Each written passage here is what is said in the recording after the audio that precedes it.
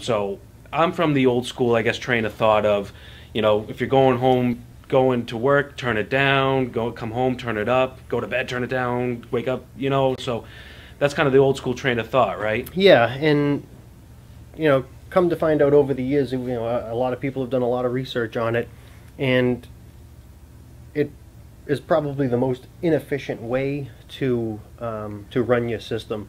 I can't wait to tell my brother that, because he keeps chirping at me about doing it. So yeah, no, I can't wait to tell him. If you are going to set your thermostat back while you're going to work or something, or going away, I would set it back just a couple of degrees. If your normal set points are within 68, 72, I would drop it down to 66 in the winter, maybe go to 74 in the summer for cooling.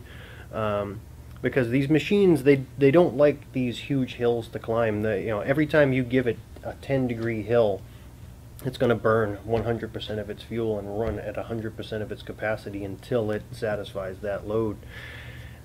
If you only give it a degree or two to go, it's only going to heat for a short period of time. So it's going to use less fuel and less electricity, and it's just going to kind of carry that load along. Especially with the newer high efficiency machines, they try to maintain around 1 to 2 degrees of differential, so when the machine shuts off, it's only going to allow it to go down a little bit before it kicks it back on, and then it's going to try to maintain that exact temperature all the time. And they only run at a smaller capacity, usually in the 35 to 70% range, depending on how high of a hill it has.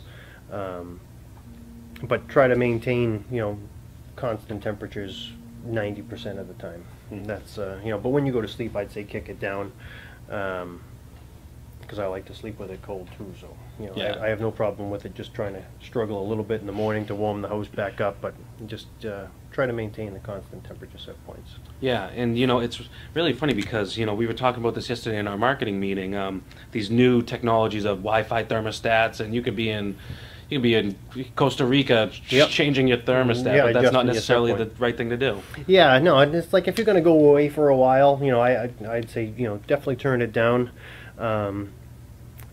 But the constant up and down is what drives. That's what it's inefficient. Yeah, by cranking it way down and then cranking it way up, it's only burning more fuel and using more electricity.